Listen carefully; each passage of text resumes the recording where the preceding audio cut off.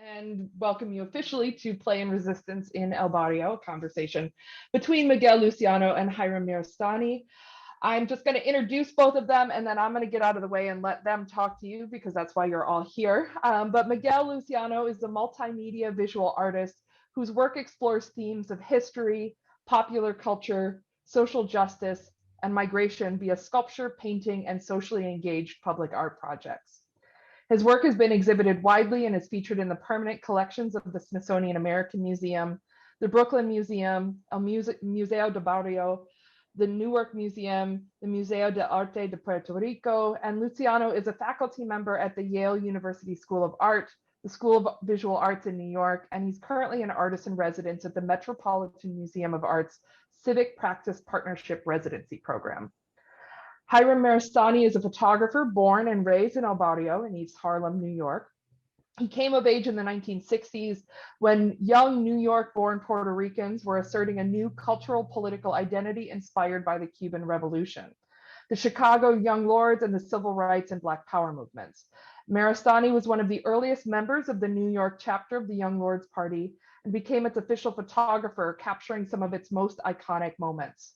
His work is featured in the permanent collections of the Smithsonian American Art Museum, the National Museum of African American History and Culture, and El Museo del Barrio. Thank you both for joining us this evening, and take it away at your leisure. Thank you, Claire, and thank you, Hiram, for being here.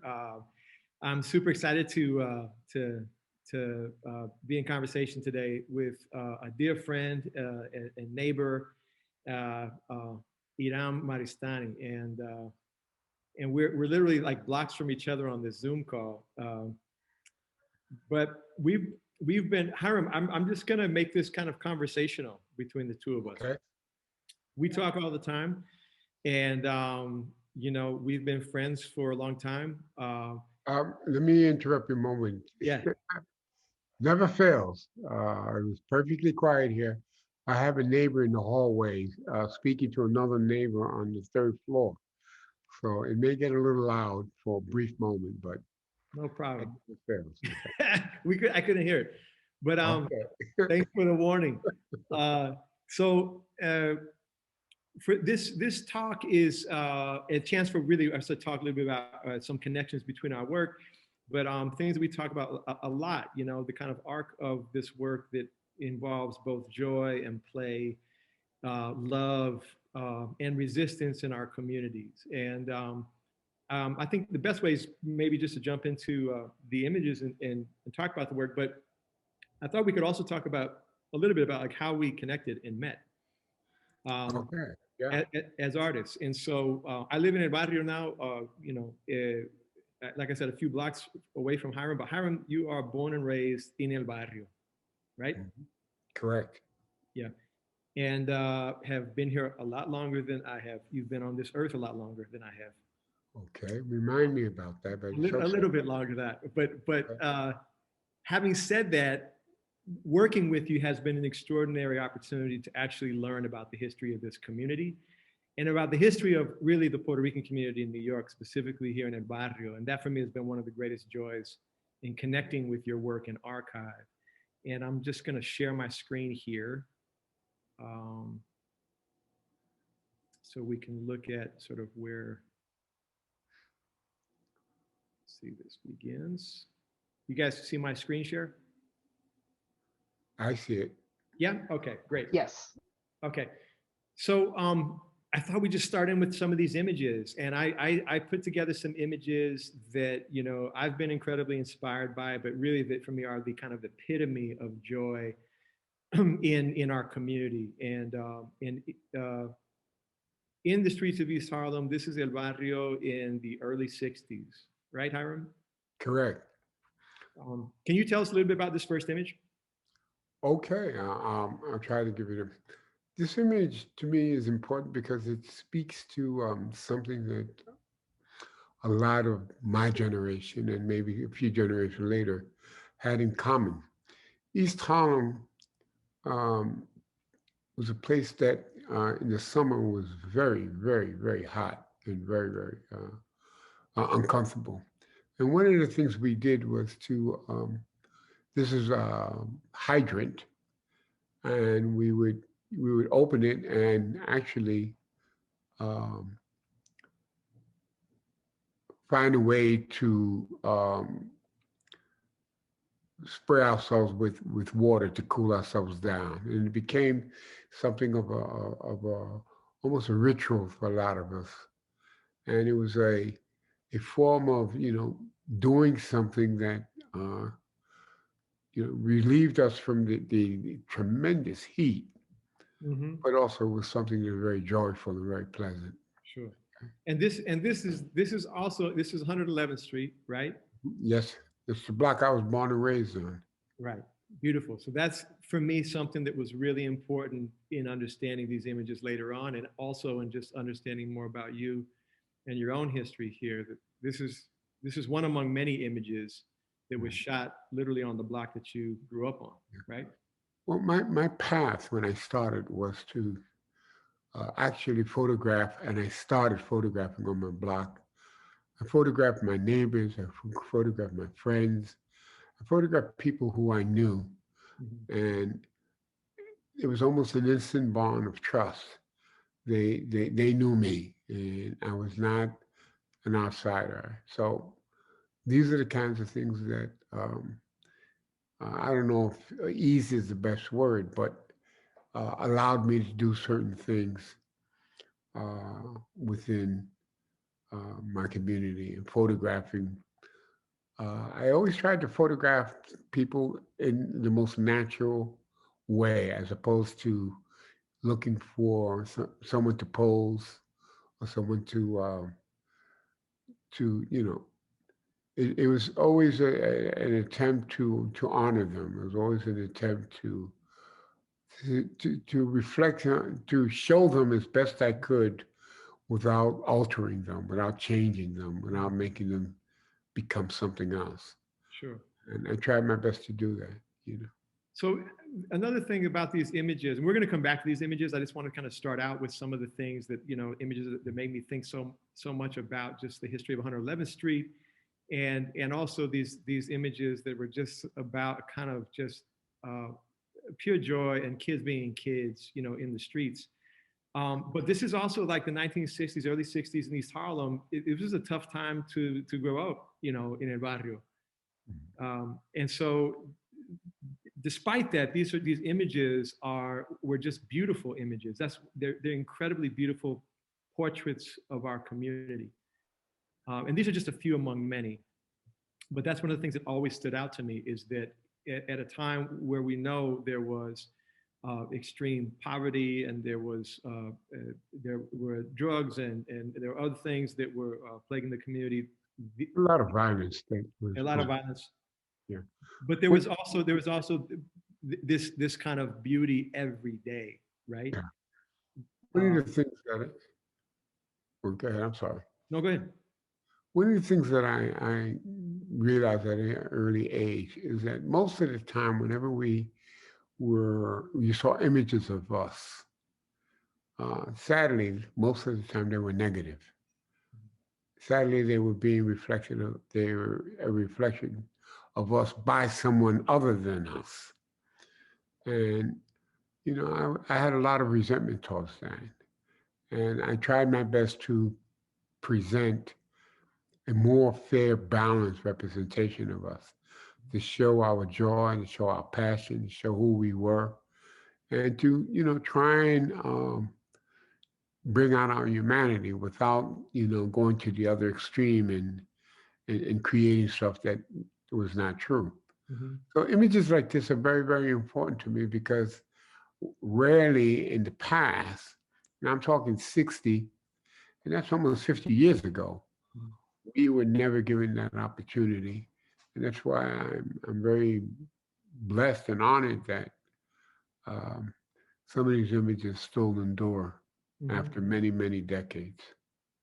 And so these are all images from the early 60s, and these Correct. images of young people on the block. And a few short years later, the images transform in your portfolio, and your role in the community changes, right? This is Correct. by 1969, 1970. during the civil rights movement and during the formation of the Young Lords Party here in New York. Yeah. Well, it was a difficult time nationwide. There were a lot of things going on, specifically to start with the civil rights movement, the anti-war movement, the feminist movement, uh, um, the LBG, the whole society was on the move.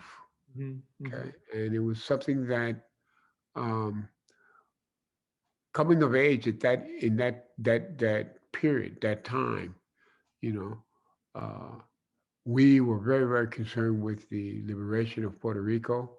mhm. We were very, very concerned with uh, what what we inherited as a result of some of the things that occurred on the island. Mhm. So um, we were very, very engaged in the political reality of trying to have the independence of our nation and our country. So that's a good segue into some of the work that we're going to talk about. These two images, I have on screen that for me are they're both such strong photographs that are probably maybe less than 10 years apart, in terms of when they're taken. But what strikes me about knowing this history with you is that you went from basically being like a teenage photographer, a young photographer, Mhm. to a young adult who was a photographer and also an activist and one of the founding members of the Young Lords Party here in New York. But these two images that show a kind of vulnerability and strength and sort of political resistance, for me, are both images of strength, right? They're both images of men that are both images of strength, but different forms of strength. And I got to look through your archive, through these different projects we've worked on. And I love how there are these different energies that run through the work, but they're always energies of pride in our community and about sort of love and resistance. I thought we could talk a little bit about sort of how we met, the project that we met in, Okay. and sort of what that was about. And so this image was a really important image in getting to know you and the history of the Young Lords, because in 2014, I was invited to be part of the Anchor exhibition, right, in East Harlem. And the Anchor, what we're looking at, by the way, on screen is a photograph of the first office headquarters of the Young Lords in East Harlem, of the Young Lords Party in New York. And that's a very young Juan Gonzalez standing in the doorway. At this time, the Minister of Education, among other things. Mhm. This was on Madison between 111th and 112th. Correct. And so it was one of several images that I got to explore when getting to know your archive. And so Anchor was an exhibition where Hiram was actually the anchor. And I think there were 4 or 5 of us as artists that were invited to make a selection of images from your archive and then create new work in response to those images. And the show was about those responses and the original work as a reference. And so we all kind of co-curated the show. And one of the images I chose to work with was this early office space and the office window, and ended up recreating kind of like a contemporary version of that office window in the gallery window of the Hunter East Harlem Gallery on 119th Street. And so this was the first time we actually got to work together on a project. Correct. This is one of the projects that we did. So that I got to do, and in the recreation of the window, we sourced. This is also where the Center for Puerto Rican Studies is. The Center for Puerto Rican Studies is literally right behind these walls. Mhm. And so a lot of the posters, we tried to get as many of the original posters as we could. And some of them were in the archives of Centro's archives. Some of them we pieced back together. And in other cases, we included contemporary issues that were many of the same issues, unfortunately, dealing with police brutality and police violence, It's 2014, so Justice for Eric Gardner was big in our minds that year. In 1969, it was Manuel Ocampo who had been murdered by the police, if I remember that history right. Correct. So, a lot of these issues had not changed a lot over the arc of 50 years, which was another kind of story we were telling and connecting these histories. It's an interesting point because I think what you're saying through art, we are saying that things really have not changed. And if we look at the most recent developments in terms of, the national focus, in terms of how certain people are being treated and how certain people are killed, and sadly, there's still a lot of negative stuff that we have to endure. And I think that, your depiction of the window is valid because you brought contemporary issues to that window, which is, I thought, extraordinary and very, very important. And we never forget that, many of our successes came from the struggle of people before us.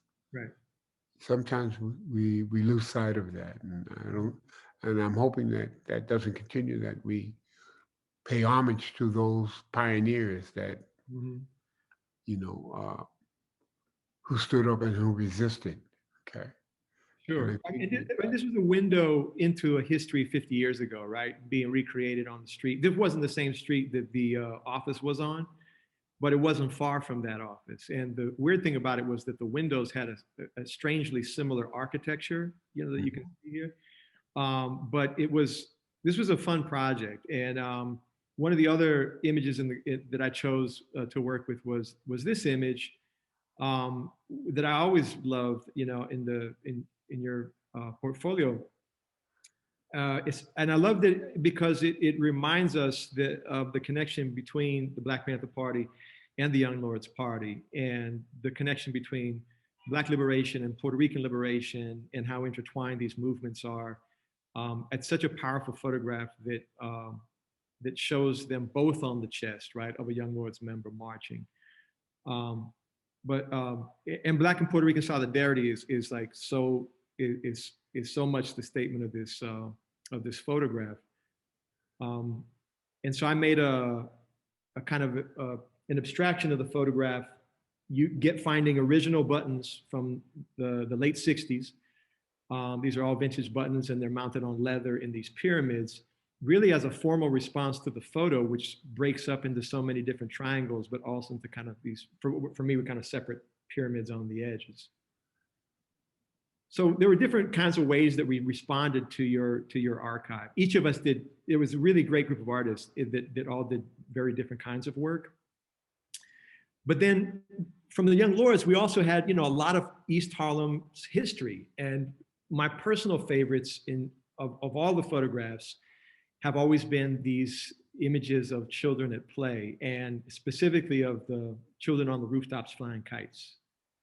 And as you know, I have a strong affinity for kites and kite flying, and have been working with kites as symbols and objects in the work for many years. So this was a really beautiful kind of connection to a history of our community, associating with kite flying in the skies, and sort of recreating these traditions that really came from the islands for Puerto Ricans, right? Who grew up, some of them making kites in Puerto Rico, teaching folks how to make kites here, and then finding the rooftops as a place to actually access the wind, right? And so, I mean, you shot these images. This is also like early 60s, maybe 64. Yes. But could you say something about that, like about the flying, like the... Well, this is something that this individual, somebody that I knew, his name was Carlos Diaz. His name is Carlos Diaz. Yes. Charlie, Is okay. Uh, still alive. all right. The point is that this photograph to me is very, very important and symbolic because I'm not much older than the subject. Mhm. Okay, I'm maybe 2 to 3 years older than he is. But what I was doing in terms of trying to record and trying to show that we were not consumed with all of the poverty and the anger and the the mistreatment, the all the negative things that we had to deal with is that, but we also knew how to play. Mm. We also knew how to enjoy ourselves and how to find things that were of value to us. Uh, it's a significant thing because for me, um, it was a way of releasing a lot of the aggressive anger that many of us had, and I find it very, very pleasing that this photograph is very. It has a lineage. It's old.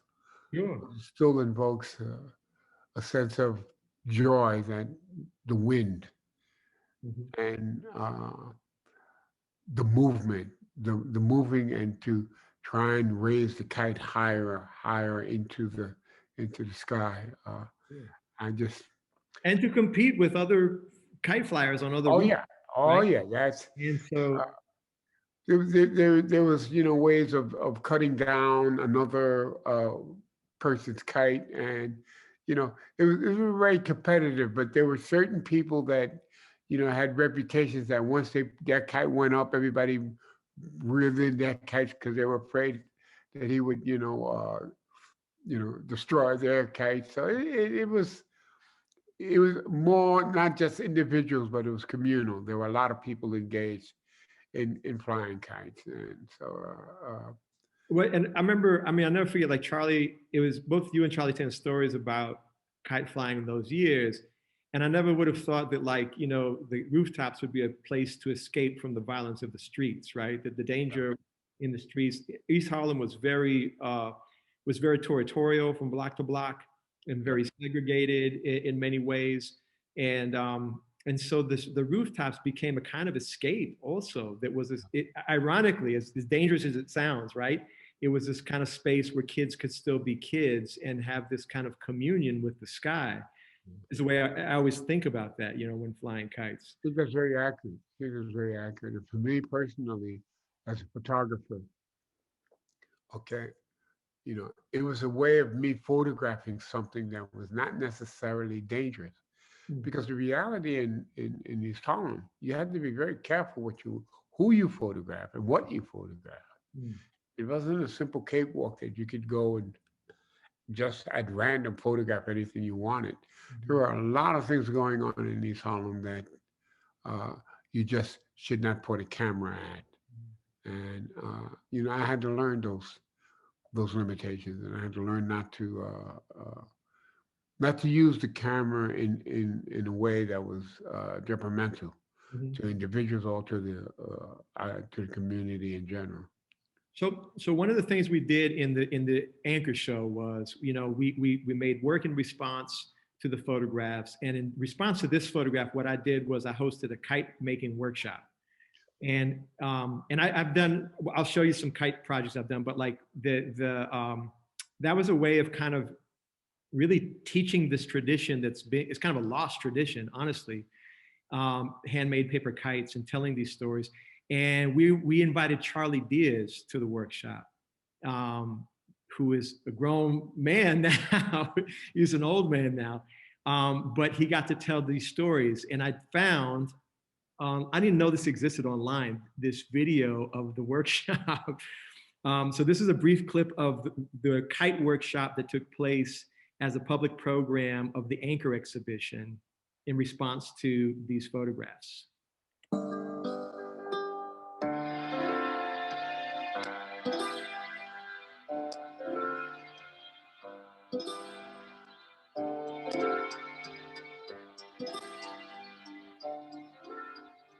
in today's workshop, we talked a lot about the symbolism of kites, about freedom, and about how that was explored as a community, how it's thought about in the 60s and 70s, how it's thought about today. All around us were images of the young lords, you know, and images of what they struggled and fought for in terms of fighting against police brutality, fighting for things like housing, education, health, food.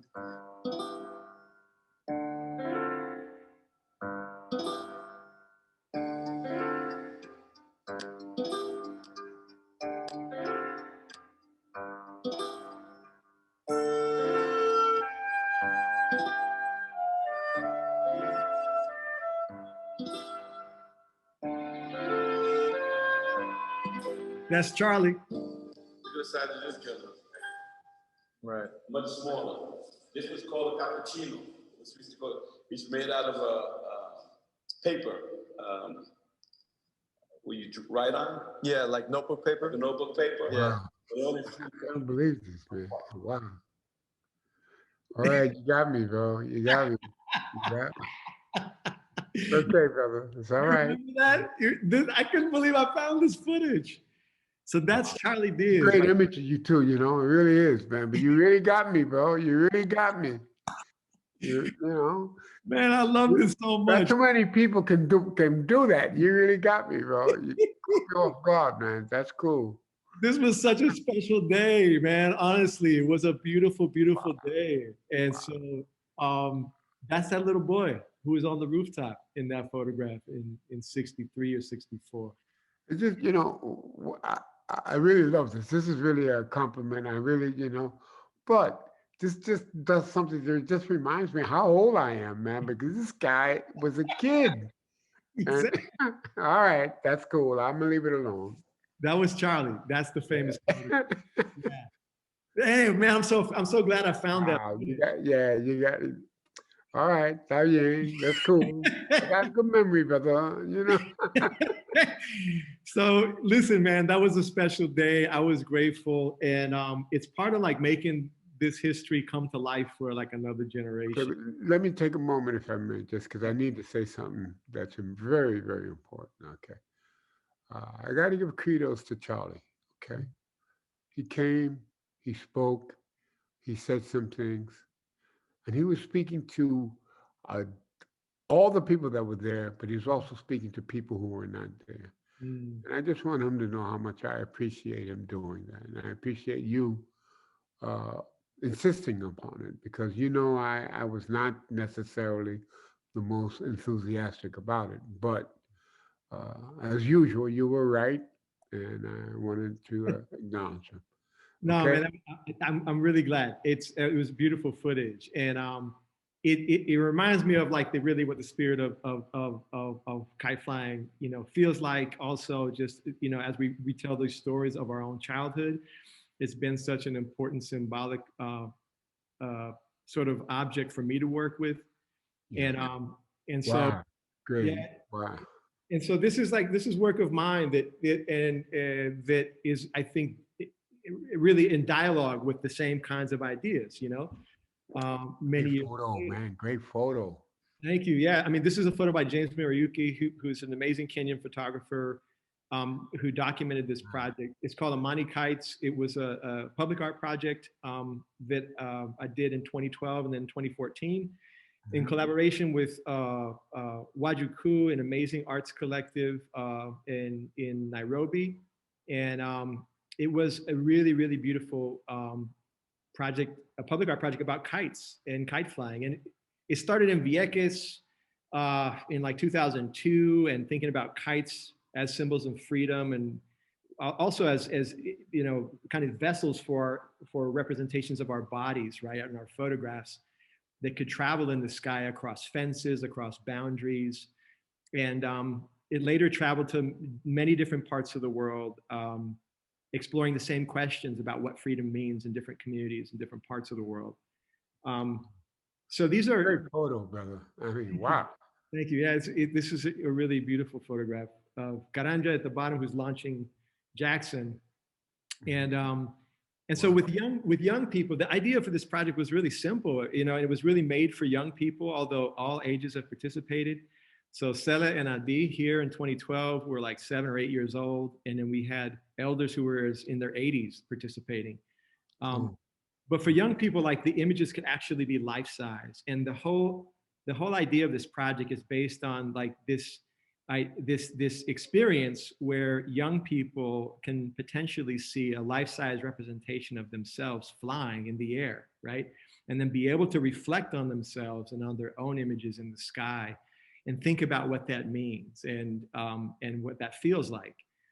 So it's a really, for me, a really simple but really poetic project when it all comes together. But it's rooted in this relationship to, you know, portraiture and seeing ourselves, really, you know, seeing reflections of ourselves that can be proud, beautiful reflections of ourselves. Fundamentally, that's what the whole thing is about. And so these are also images from 2012 and 2014. Another great image, man. Thank you. Yeah. Very cool, bro. Very cool. Thank you so much. This is what it looks like when it comes together. So we spent about a week building these kites, handmade paper kites. I learned from Puerto Rican elders how to make, you know, these kites. I didn't grow up making them. I'm part of the plastic kite generation also, but I learned how to make them, and I loved learning about the structure and, you know, and how they're put together. But the week, it's not as simple as it seems to be.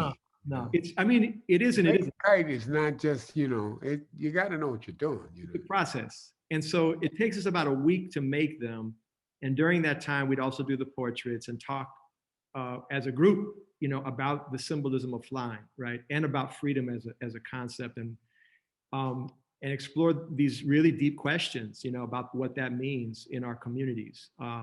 And here in Nairobi, those conversations were really facilitated by local teachers and artists and activists, and it became a really, really beautiful project. So this is Joroge with the completed kite, and it's beautiful sort of to as it develops, because everybody takes such beautiful care with their images, and it becomes very collaborative as a process.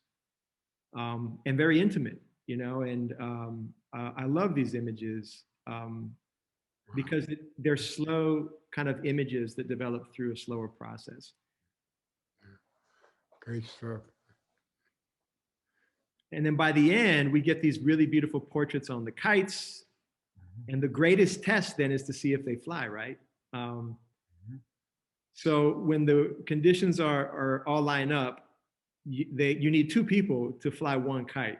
You need one person to help launch the kite, and then you have, you know, you're the person usually holding it. And so because they're big kites, they command really big wind, and you need a long tail to balance out the wind. You have to balance, it's tricky. You have to balance out the conditions and sort of like be able to feel the conditions. And you know, when they really take off, they take off, and it's incredible. I mean, it's a beautiful, beautiful experience. This was in the Rift Valley. This was amazing because the curveball of this whole project in Nairobi was that we were working in the city primarily, in the industrial area of the city. And there, after like months of planning and then being there, you know, for a month developing this project, we realized there's no wind in the city.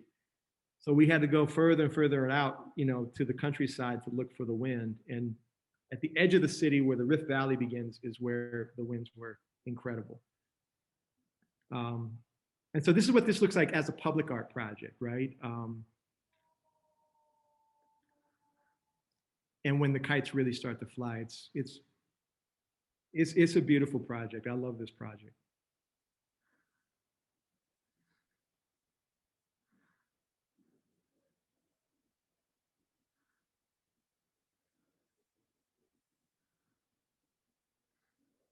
But they remind me a lot of this idea of, you know, being in the air, right? Being about playing, about just pure joy and being free in the space of joy and play. Wow, great. And so that's something, again, that I come back to your work with, you know? So like this photograph is literally called Hydrant in the Air. And so I love the kind of how these images, relate to each other with the jumping into the water and into the sky. They're just, it's part of the reason I think I've responded so much to these images in your archive. Well, thank you. It's really a compliment when you see beautiful African children smiling and doing things that are not necessarily negative. I really appreciate that. I really respond to that. That's very cool. Very good. And maybe the same, when we see beautiful, kids from El Barrio smiling also, during these same times, right? When so many of the depictions, as you said, during this time especially, were negative depictions, and so it's like pushing it back against those kinds of stereotypes of our communities and really insisting upon the beauty and the joy that also exists all around us. Yeah. So I love these images too. This is Night View. And maybe you can take us into this image a little bit and tell us what we're looking at. Okay, this is a view from a building right across the street from where I was born and raised. The building number is 57 East, 111th Street. And there's a view of Madison looking towards the west side. The avenue that's perpendicular is Fifth Avenue. And what you see is an image of a street in East Harlem that is, for all intents and purposes, a play street, a street where we go to play. And in that context, it has a lot of value to us. It has a lot of value to me. Okay. This is 111th? Yes, this is 111th between Madison and Fifth Avenue. Okay. Okay. And what it also does is something that this was a very difficult, I don't want to get technical in terms of photography, but this required multiple exposures. Okay. And it required some technical stuff in order to get the image to appear the way it does. But within the image, you'll see that there are multiples of people moving around the image. Okay. They are moving and the image is standing stationary. Right. And it gives a sense of, activity, life going on. And it's a night shot. It's not, it's, you can see people are engaged with each other. And this is part of how East Harlem looked and how, what we used to do within these spaces. And this space is, again, I thought it was very important to us, and that is important because it was and is a play street. The block still exists. All of that is gone. The buildings that were there, all of it has been removed. And, some people would say, it's, gentrification and what have you, it's many of those buildings were not necessarily in bad shape. It was just a process of removal. Urban renewal, yeah. And that's, so for me, this is a very, very personal image. So this is the same street, right? But like a close-up shot of children at play. It's the same street. Right, during the day. And this is entitled Children at Play. Yeah. And again, and I have to keep saying this because it's really important that I think the audience, well, you know this, Miguel, but I know these people. I know their first names. Okay. They're not strangers to me. Right. And that's something that, sometimes photographers are photographing people they don't know. Well, it's also the street you grew up on. I mean, you have but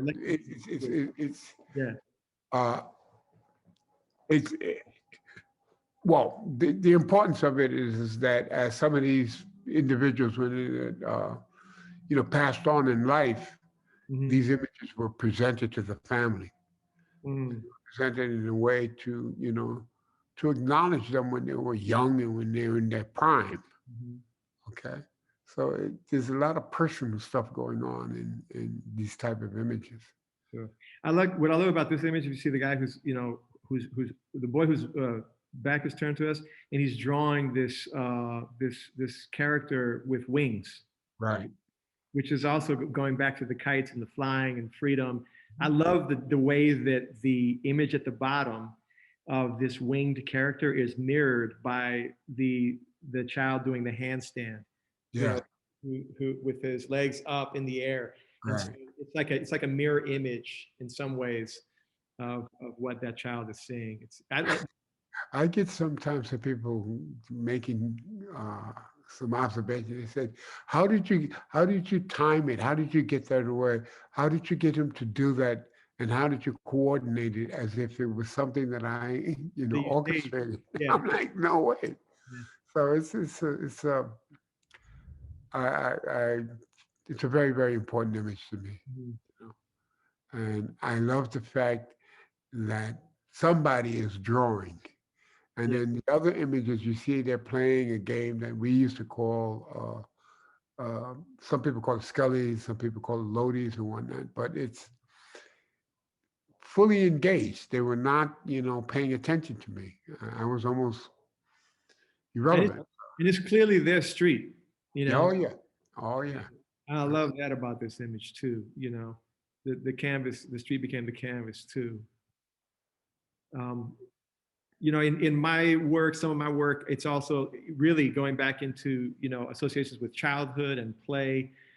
I've done a lot of these different sculptures that are, from kiddie rides to vending machine sculptures and carnival games and things like this. But the coquille. So this is Coquille Kitty Ride. Wow. yeah. So wait, if you haven't seen it before, it's like it's a kiddie ride based in the coquille. If you don't know, Puerto Rico and the coquille, it's one of the national symbols of the island. It's an indigenous small tree frog in Puerto Rico that sings at night a very sweet and loud sort of like song when it rains, like this. Yeah. That's the name? Yeah, exactly. So the coquille is, so when you put a quarter in one of these vending machines, this is what you hear. And these are like recordings of the coquilles in the rainforest in Puerto Rico. And so you hear that for like, a minute and a half or something, whenever you put a quarter in. Now, that may not sound like something extraordinary, but if you're in El Barrio, and you hear a coquille coming, from one of the blocks out of a mechanical frog, it's incredibly nostalgic, like that sound. Oh, yeah. In our neighborhood. And so these are actually different versions of this kiddie ride that were in Chicago and at the Newark Museum. The upper right-hand corner is many years ago on 106th Street next to La Fonda. I think La Fonda gave an extension cord and we plugged it in outside after the parade or something. And that was like an old tropical mural from Blockbuster Video that used to be on 106th. Wow. Blockbuster. Wow. You know how old it is when Blockbuster Video existed. So these are traveled around, but they're still, it's really about, encouraging this connection with our childhood. And for one generation to pass some of this on to the next, some kids who have never heard coquilles, Puerto Rican kids who've grown up in El Barrio, for example. And so it goes back and forth. Yeah. Wow. Really wow. So then we get to my favorite part, when I saw this photograph, I was like, wow, this is now like totally speaking my language and reminds me of my childhood.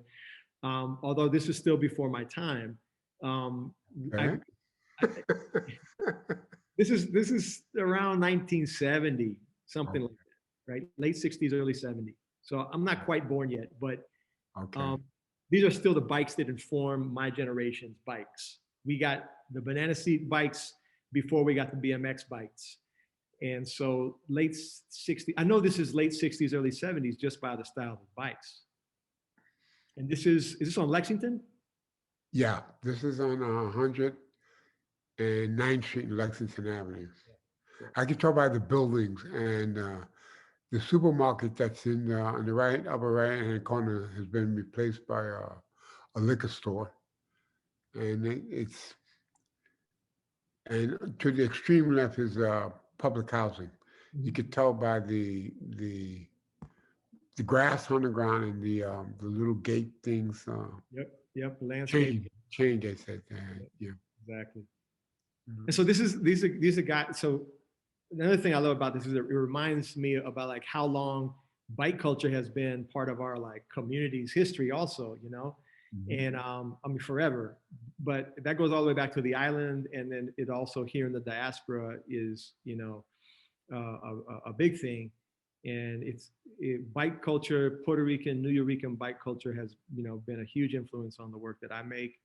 I ended up in Brooklyn, where when I first moved to New York and had a studio in Bushwick. I still have a studio in Bushwick, but I was there for many years, living and working, and got to, you know, become close with the Puerto Rican Swing Club. It was the Puerto Rico Swing Club and the Classic Writers, and started making work in response to the way that our culture sort of is celebrated within bike culture, right? And these Puerto Rican clubs, especially in Brooklyn, the oldest ones were in Brooklyn. We have them in the Bronx too. There were some in Barrio before, but the Brooklyn clubs were the oldest. And so this is Pimp My Piragua, which is a kind of modified piragua cart / bicycle, riding with the Classic Riders in the Puerto Rican Day Parade in 2019. So this is a couple summers ago when we were still in public. And there's a few details of that project. This was the first bike sculpture that I made, actually, was the first bike sculpture that I made. And it's fully functional as a piragua cart. So it's really commemorating one of the oldest kind of businesses in our community as a startup business.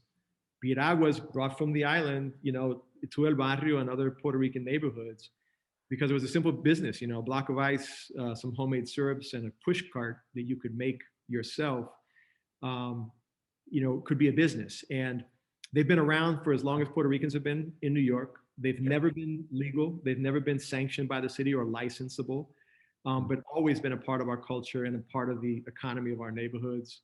And so this was kind of a commemoration of that tradition turned into like this fantasy, you know, super tricked out bike / cart. But again, still fully functional. And so every summer I still take it out in the neighborhood. Yeah. And it's pure joy also. It's really about, this was a project that was made not for museums. It's in museums frequently, but it was really made to return to the community that inspired it. And that's where it comes to life the most. That's great.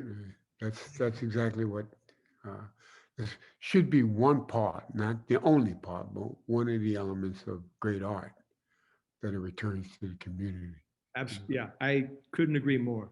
It's a priority in the work, you know. So, but it reminds me of this. Like, I love this image, this comparison of cooling off, you know, the hydrant, piraguas. This for me, this always reminded me of kind of ice scraping. It looks, because it looks almost exactly the same when you're scraping the block of ice. But that need to cool off in the summer really runs through these works, you know. I love this image too of the hydrant. This image is important to me because it's about, sometimes we have to do something that is contradictory, and that is, in this image you have both a rigid, still, wall-focused, detailed arm, and then you have movement in the water, and it's flaring. And sometimes they're opposed to each other.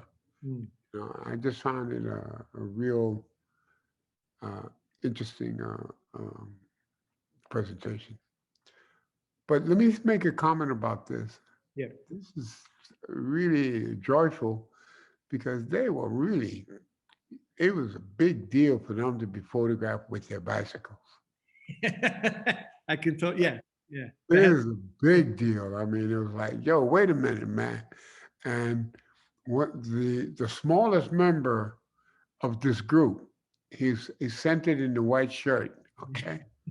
He was like, hold up, man, wait a minute, you know, wait.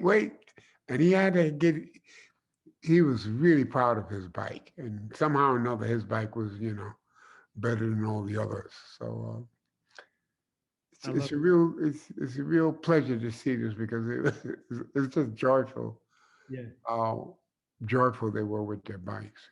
Yeah, yeah. I love this. I'm fortunate to have a copy of this photograph, which I treasure. But it's a beautiful photograph, and I'm a big fan of the bikes. But this idea of like us, sort of like wanting, to be photographed with our bikes and being proud of our bikes has not changed. So Oh yeah.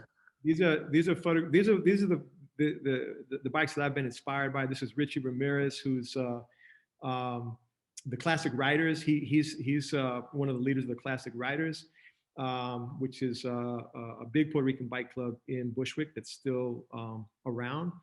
And he organized this contingent when we rode last in the parade. Richie's amazing, and his garage has been a gathering place.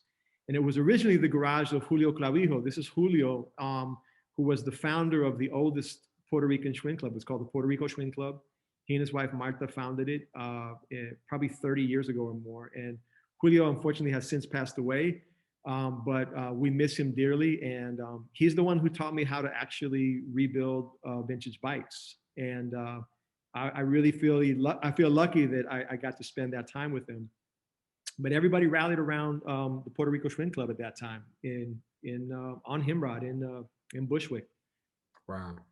And this was actually the first bike that he helped me restore. Like, he taught me how to rebuild it. And I think I bought the frame from his garage. This is a 1951 Schwinn Hornet.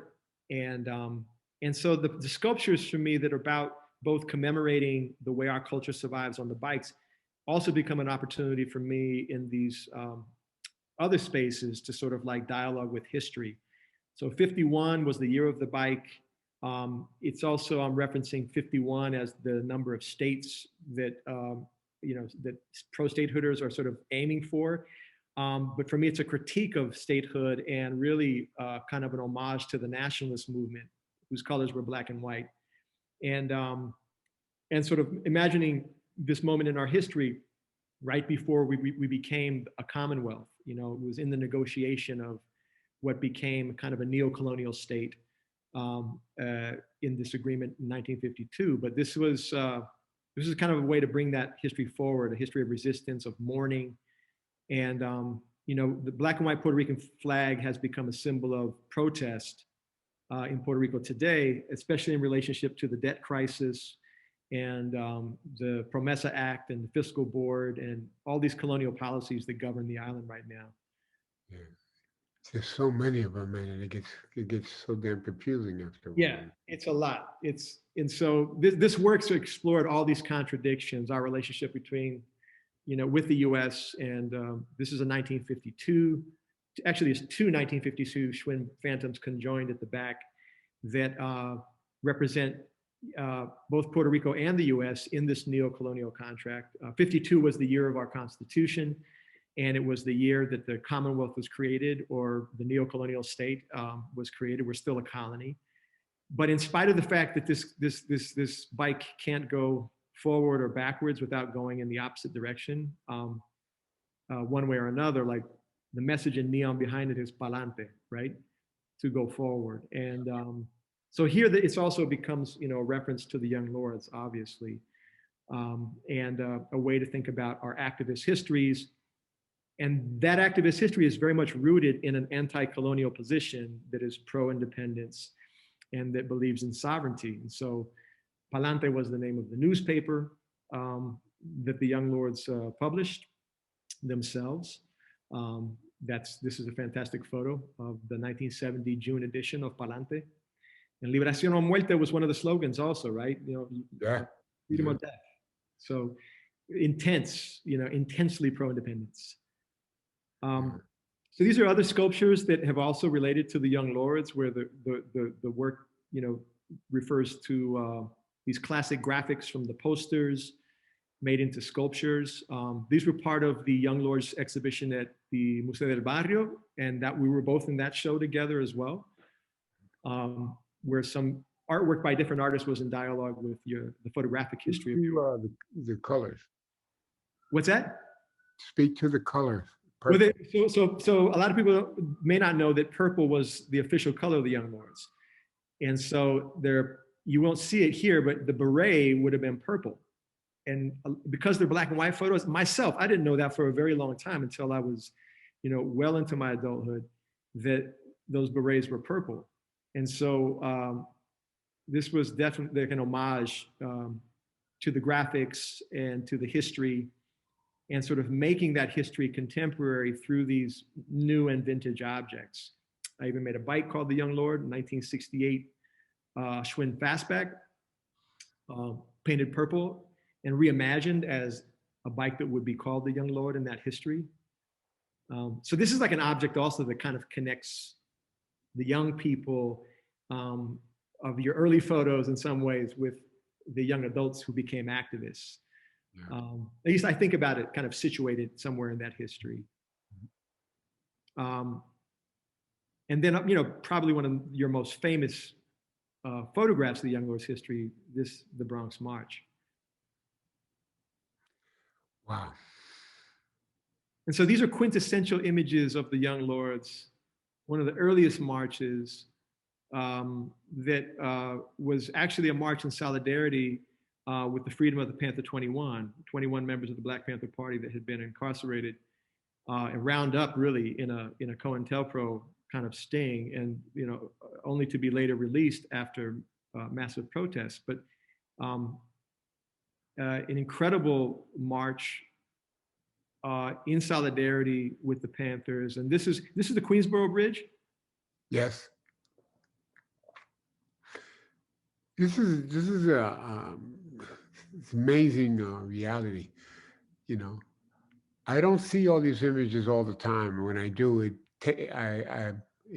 takes me back there. It takes me to the. And one thing I'm very, very proud of, we were one of the few people who vocally supported the Black Panther Party for self-defense. There were a lot of people who now say they were in support of them, but sadly, they weren't. And this, for me, just documents how we, tried to, show our support. Talk about it. Is that Louis Gardens in the middle? Pardon me? You see Louis Gardens there in the middle? Yeah. Underneath that first banner? Wow. Yes. He's on the first banner. He's screaming.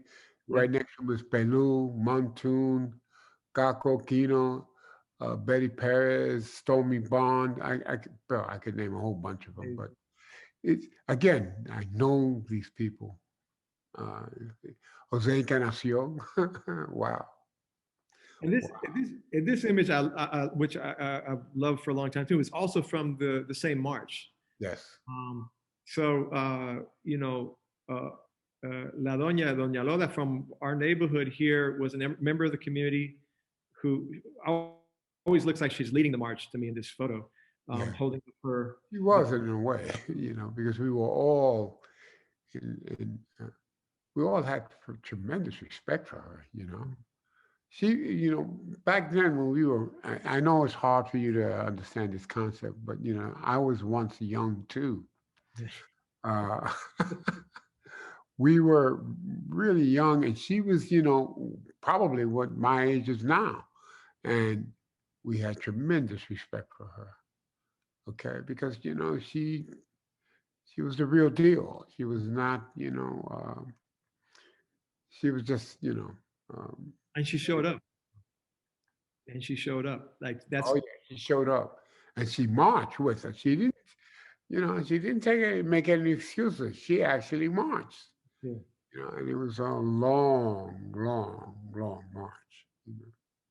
So those images for me also connect with these other works that were like this is a bike from 1969, the same year that the Lords were founded in New York.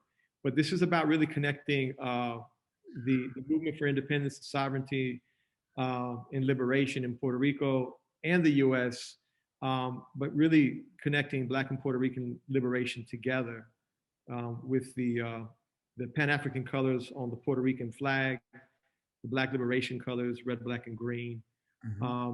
And this bike from '69, the Runabout, was one of these bikes that was about the ultimate freedom because it was small and you could kind of like collapse it and open it up. Green is the color of the Independence Party in Puerto Rico. This was part of a whole series of bikes referencing political parties too. 1969 Schwinn Runabout that carries this chrome-plated machete on the back. So I wanted to show this last project because this is like, from this other work that I've shown that's kind of, my work and your work and the places that they connect, thematically. This project, Mapping Resistance, Young Lords in El Barrio, was one we also got to do together. And this was a great privilege for me to be able to work with this archive again in a public art project. And very briefly, I'll just describe it as a project where we took 10 images from Hiram's archive, and we turned them into billboard-size images at 5 different locations in the neighborhood. And we put them as close to the location where the history actually took place as we could. And then we did walking tours like throughout the neighborhood, reactivating this history in the same streets where they were created. And so this is 111th Street, the Bronx March that eventually marched down Lexington past the People's Church in the background there. Commemorating Young Lord's Way on 111th, obviously. The same street Hiram was born on, again, just a couple blocks down. And then this was the map of where things were. That image, by the way, is still up. So on 111th in Lexington, you can still see our huge kind of billboard-sized image of the Bronx March. But some of this that we've talked about already, like where the office once was put up right across the street from where the office was, because none of those buildings exist anymore. So in this empty lot across the street, we got to put these banners up commemorating the history that took place in those spaces. Denise Oliver, incredible portrait of the first woman to be in the central leadership, the central committee of the Young Lords, who was in the office in this photograph, right? Yes. On the same block. So this was a really powerful moment when we had moments like this that occurred. And so this is you and Denise 50 years after this photo was taken of her in the offices that were on this same block where you guys were standing. Wow. It's a lot of history. This was really a beautiful moment. And we had a lot of beautiful moments like this doing tours. Hiram and I did many walking tours to really make oral history a part of this project and to make this come to life for a new generation of students. There were hundreds and hundreds of students who actually toured the project, hundreds of community, probably thousands of people all together. We did, I think, between the two of us, easily over 50 or 60 tours. There were over 100 tours that summer. One thing, if I may, before you move on to, I don't know if you're still staying on it, but one thing is very, very important. I want to say that, Mapping of Resistance was very important because we put the work at street level. Yes. I wanted people to, to have a sense that, they can come up close to it. If need be, touch it. It need be so that it's not something that is foreign in a way you can't touch, move back, and all the traditional things of that. And at one point, we had some concerns about the possibility of it being vandals, or vandals, doing something to it. And to both our amazement, they were well respected and honored. There was, I really, It's very true. None of the work was vandalized. We actually printed extra things, expecting that would probably happen, and all the work was respected. It was incredible, throughout the duration of the project. I just wanted to say that. Okay. So this image, I'm going to go through this a little quickly because we're running out of time. Okay, yeah. Okay. But you know, the health activism around the Lourdes was so important for me, and the you know, this takeover of the TB testing truck, the X-ray unit, you know, and bringing it back. So this happened. You know, the Young Lords basically hijacked the truck, brought the technicians with them, convinced the technicians to come with them, in order to provide testing for tuberculosis to their community, right? East Harlem had the highest tuberculosis rates in the city, but the testing truck was never in East Harlem, right? It reflects what used to happen, but go on. I don't want to dwell on it, but this was the block where this happened also, where the testing truck was brought back. Within 3 days, the first 3 days the truck was there, over 770 people were tested, this incredible number. It was 3 times the number that the city was testing in the previous location. So it led to a change in policy, and a truck ended up more regularly, at least for a while, in East Harlem. And so these activist moments, you know, had an impact. We've talked about the Palante newspaper and this image. This was the powerful image of young people marching in protest of the death of Julio Rodan, Young Lords member who was arrested for a very petty crime that he was charged with and found hanged in his cell the following day. And the death was decried as a murder at the hands of the police, that the Lords believed him to have been murdered at that time. And it was during a huge epidemic of police violence. And this protest was one among many in that era. One of the things that happened in the course of our project that was so beautiful is as the foliage grew around these images, even as images as intense as these, something softened about the project. These are so striking to me looking back on them, because it's like life was just coming through in the morning hours, especially. And this other really beautiful thing happened that we didn't plan for, which was that these flowers that bloom around the images are morning glories, and they bloom purple flowers only in the morning. Wow, isn't that amazing? Yeah. And purple was, as you know, the color of the Young Lords.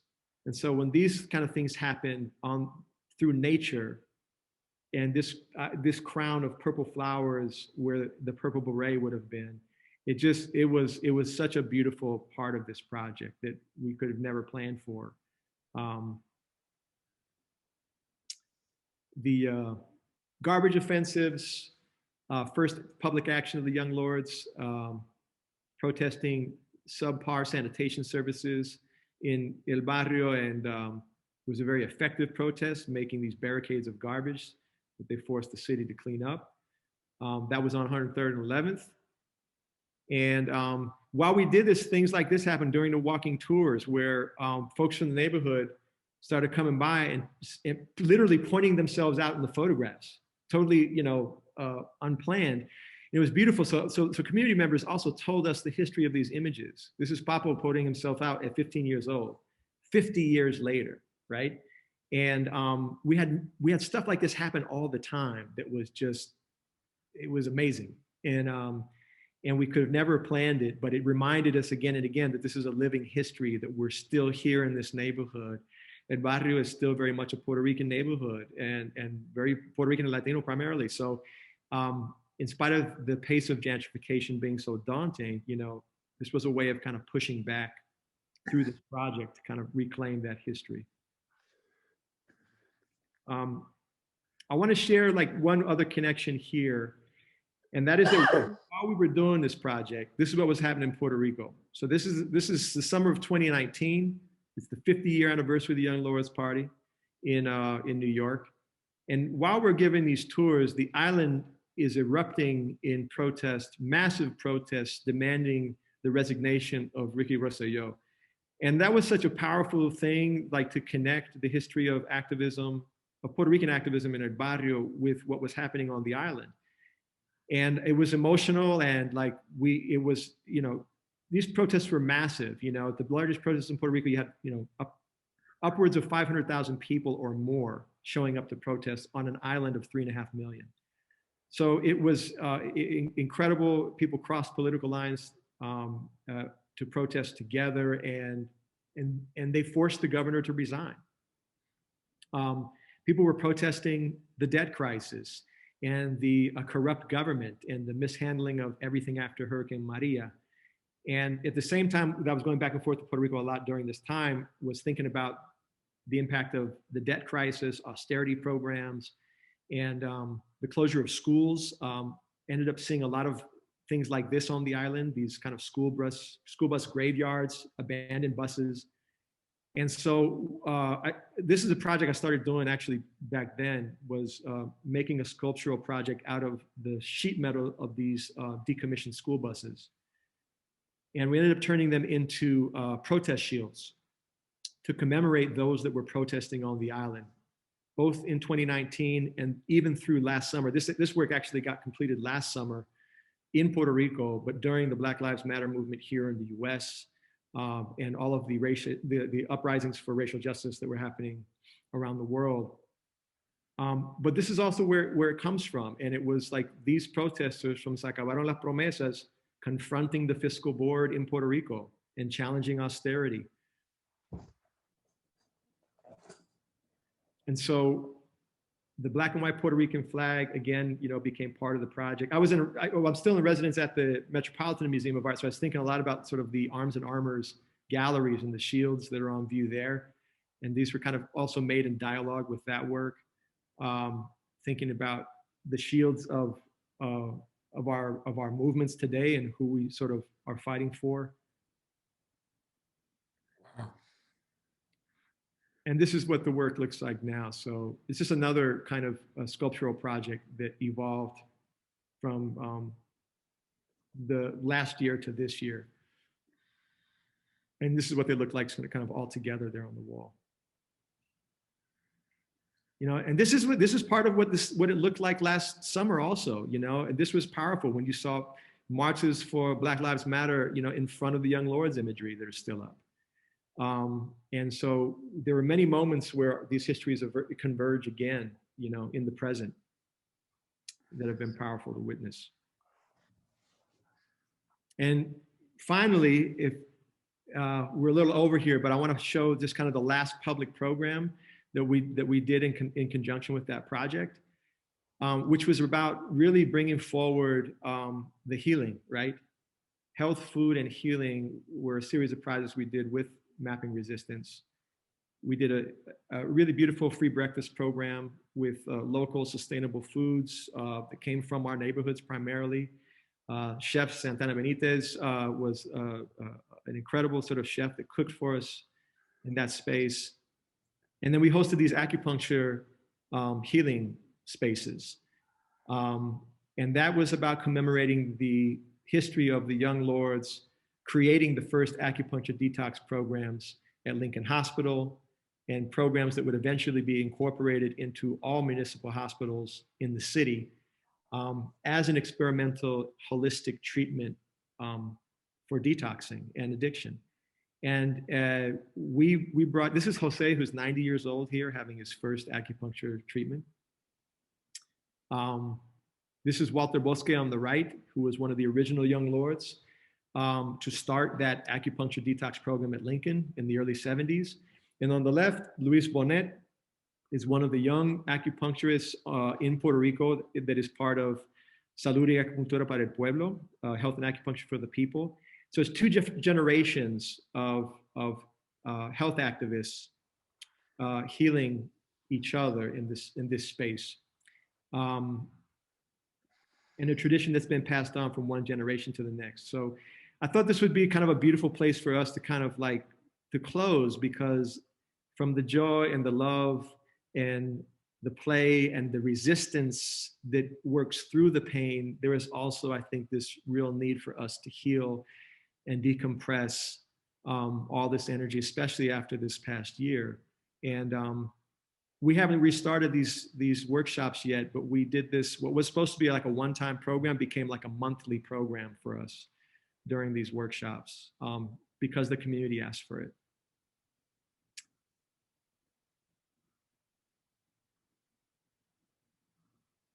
And here's Hiram having his first acupuncture treatment, actually.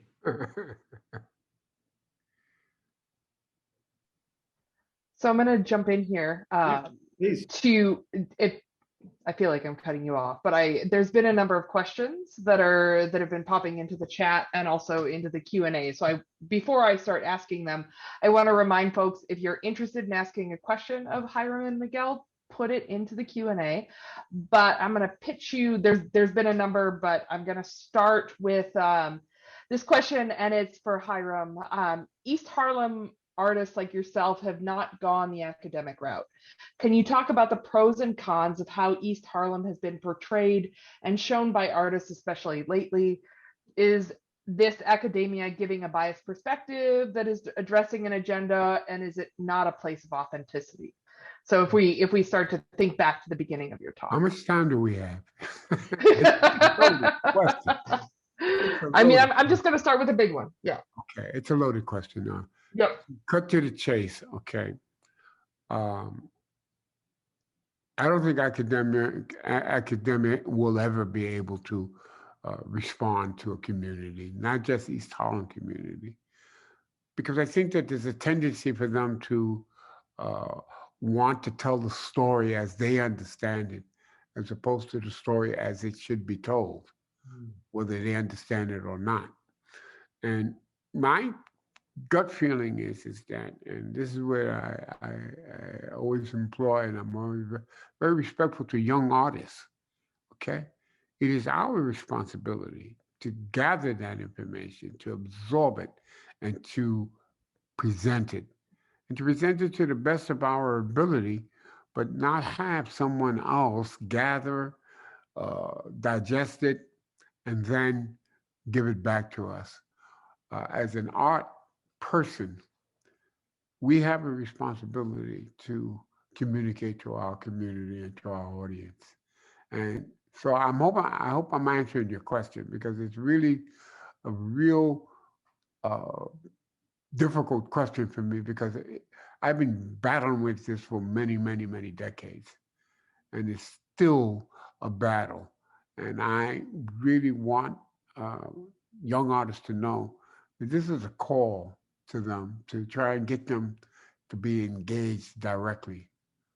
And sometimes the rewards are not that great, but you need to know that, long term, we have to be responsible for that. All right, I hope I answered your question. Oh, thanks, Hiram. So I'm going to pitch a question to Miguel. So this is someone from the chat saying, I'm thinking about the travel of the Kite project to Nairobi and wondering about any connections you might see between the trajectory and thinking about Afro-Latinidad frameworks. I mean, it's a great question. I mean, this is a project that started in Puerto Rico originally, in a protest against the Navy being in Vieques. And so it was originally about challenging colonialism, really, and flying the kites over the fences of the military property as a way to protest the bombing back in the early 2000s. That's where it came from. By the time that it was in Nairobi, it was originally pitched as a project to look at the parallels between migration tensions in the US, especially on the US-Mexico border, that were translating to, where we had hardcore xenophobia, but it was translating to like official policy, SB 1070 in Arizona at that time, and other laws. But in Nairobi, there were really extreme tensions between the Kenyan and Somali communities. And again, issues of the border. So it kind of started in that space as a way to talk about points of connection and ways of kind of confronting xenophobia as it translated to official policy. It changed in Nairobi from that focus to focus on communities in Nairobi. For political reasons, we had to shift it in a different direction, but it allowed me to work with an incredible collective there of young artists who were very, very political. And the Puerto Rico connection was a beautiful one that I was grateful for, because I think in thinking about sort of like what two colonial spaces and relationships with different colonial histories, there was a point of connection, right? And this is in East Africa, which is different than West Africa. A lot of art traditions actually in Puerto Rico and the Caribbean are more connected to East Africa, and it's really, Africa is huge. And so this was actually my first time there. So of course, I was honored to be connecting with Africa and a sense of history and heritage as a Puerto Rican person. That was a great honor. And it's something that I got to explore through other projects later. But in Kenya, I think our connection really also was one about political solidarity too. Great, thanks, Miguel. I have another question for Hiram. This is going back to some of the earliest photographs that we saw at the beginning of the presentation, and there was a question: was there any police presence that suspended the hydrant openings? And then a follow-up question on violence. How did violence impact play and fun in the streets at the time? Okay, to answer the first part of the question, there was a lot of police. They would close the hydrant, we would wait 20 minutes, a half hour, and we would reopen it, okay? And it was this almost tick for tat until they got tired, okay?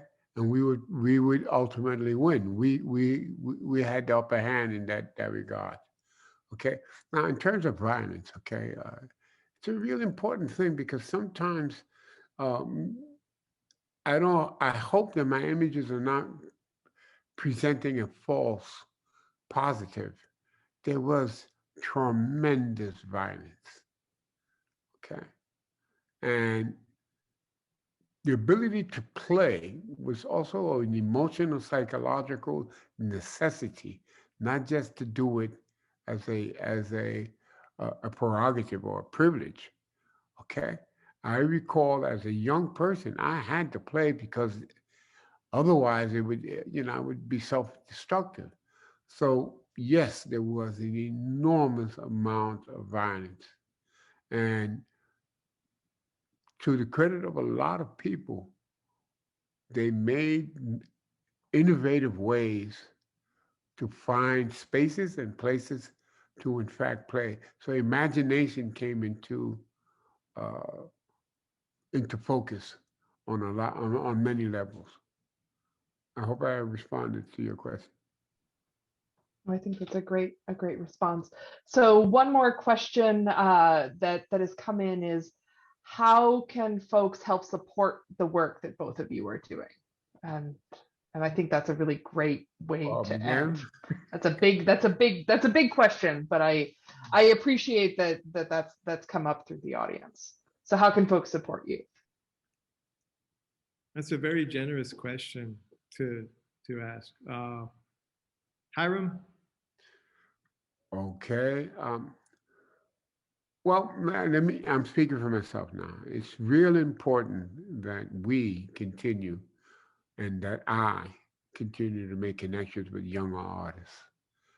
It's real critical, okay, that those dialogues that we once had are reestablished.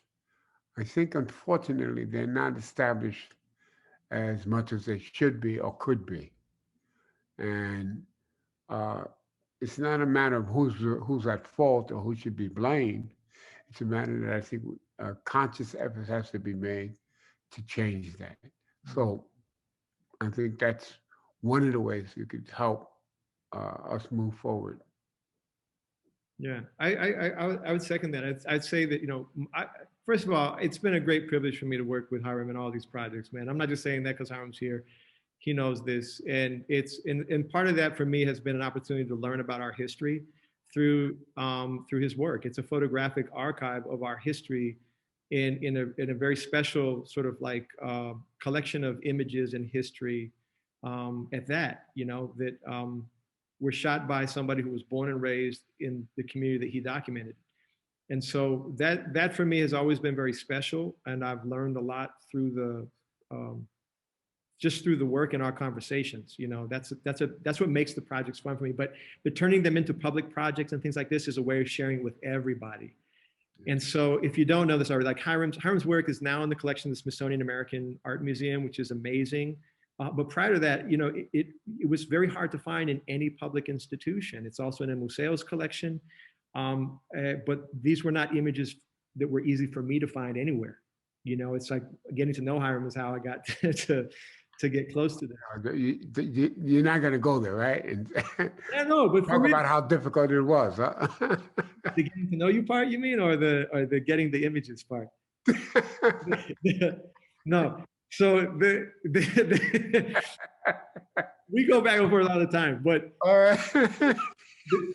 the truth. I'm being politically correct because I would have some choice words for him right now, but I'll leave it alone. But this is real, is that making the images publicly accessible, I think for both of us, was a real big priority with that last public art project. And oh yeah. It was never meant to be in a museum. That was meant to be in our neighborhood, you know, as long as they could be up. And it was a joy to see people walk up to an image, man, and literally touch it. Yeah, yeah. You know, that was very powerful. Yeah. A lot of people may not know this about Hiram, but I'll say it here before we finish because, you know, one of the things in talking about joy and play and resistance is like, Hiram talks about joy. Like Hiram talks about Hiram. A lot of people think Hiram hates everybody. You know. Thank you. No, it's true. So, and I have often described him that way, right? And often in joking, because there is a seriousness to the work, and also a serious to Hiram in his demeanor. But there's obviously so much love and compassion for your community in those photographs, and a generosity like in that approach to the work as an artist. And I think that translates so beautifully through that early history especially. And that it makes us, I think, it gives us a much more complex sort of picture of our own community's history. And I'm grateful for that. And that's why I was really excited about this talk. But I really take a moment to also thank Miguel and everyone engaged into this. It's really important that we continue to have dialogue with our community. Mm. Okay, it really is. Sometimes, you know, the public project was really what it was about. It was speaking to people you don't know, speaking to people that don't know you, and somehow using some objects to close those gaps and to make communication far more possible. So I was very, very pleased with you know, mapping the resistance. It was an educational process for me as well. I learned a lot. I learned a lot about who I am. I learned about a lot of my own limitations.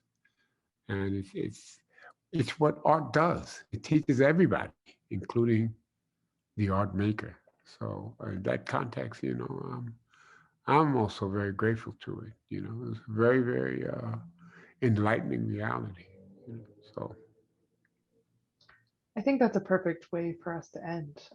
So I just want to thank both of you again, both Hiram and Miguel, for this wonderful conversation.